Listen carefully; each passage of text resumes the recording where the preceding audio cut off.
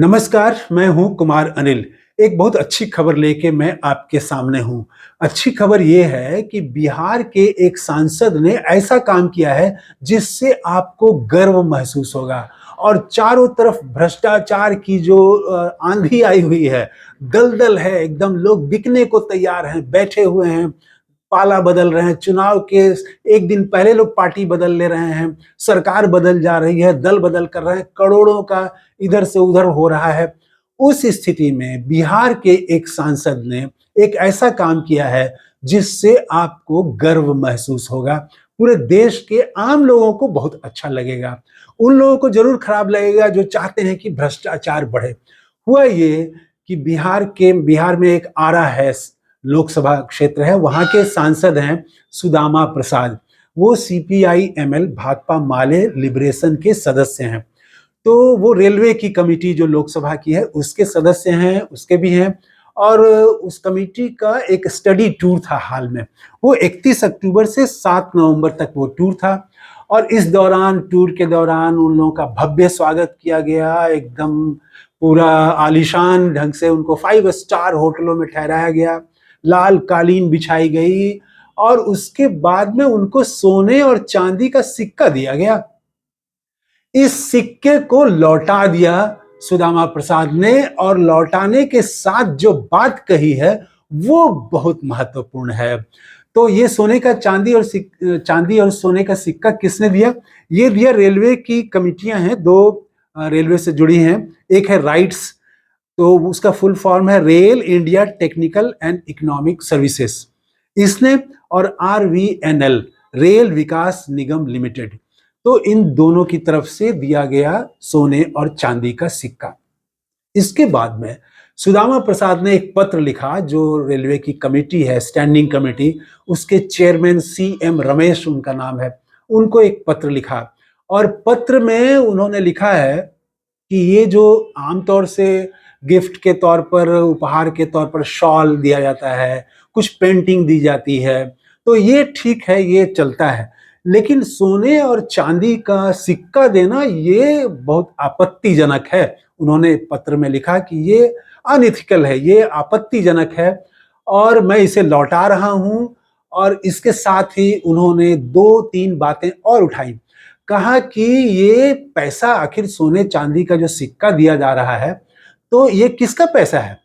तो रेलवे में उन लोगों का पैसा है जो बहुत भारी पीड़ा सह के, अपमान सह के यात्रा करते हैं। उन साधारण यात्रियों का ये पैसे से ये सिक्का दिया जा रहा है। तो ये सिक्का देना ठीक नहीं है, पहली बात। दूसरी बात उन्होंने उठाई कि 5 स्टार होटलों में ठहराने की क्या जरूरत है सांसदों को? सांसद जनप्रतिनिधि हैं, जनता के नेता हैं वो, तो उनको आप साधारण होटलों में ठहराइए आप, या रेलवे के भी जगह जगह गेस्ट हाउस हैं, वहां ठहराइए। तो इस तरह से 5 स्टार होटलों में ठहराना और 5 स्टार स्वागत करना, ये क्या है? और जो सिक्का दिया सोने और चांदी का, उसको उन्होंने कहा कि ये एक तरह से घूस है। ऐसा घूस ताकि हम रेलवे की कमियों को लोकसभा में न उठाएं। ये एक तरह से दबाव बनाएगा, एक एक नैतिक दबाव बना देगा कि आपने सोने का सिक्का लिया तो आप कैसे क्रिटिसाइज करेंगे। तो ये लौटाते हुए उन्होंने अपनी आजादी, आलोचना की जो आजादी है, लोकसभा में जनता के सवाल उठाने की आजादी है, उसकी उन्होंने रक्षा की है। ये बहुत शानदार काम किया उन्होंने, सुदामा प्रसाद ने। और मैं जानता हूं कि इसको जो बड़े टीवी चैनल हैं इसको नहीं दिखाएंगे।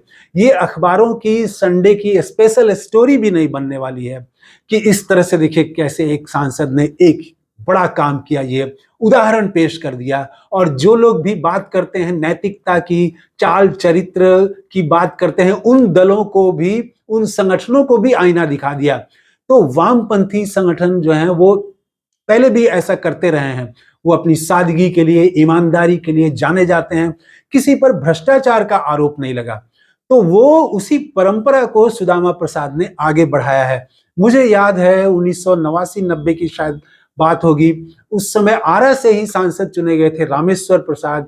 उनको भी तब के एक उद्योगपति ने 1 लाख या 1.5 लाख, मुझे ठीक से याद नहीं है, वो रुपए दिए थे, जिसे पार्टी ने फिर वापस कर दिया।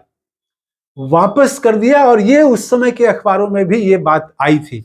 तो वो उसी परंपरा को रामेश्वर प्रसाद और माले की जो या वामपंथी दलों की जो परंपरा रही है, उसी परंपरा को ही आगे बढ़ाया सुदामा प्रसाद ने। तो सुदामा प्रसाद को भी बधाई, उन्होंने शानदार काम किया है और हम समझते हैं कि इसको हाईलाइट किया जाना चाहिए।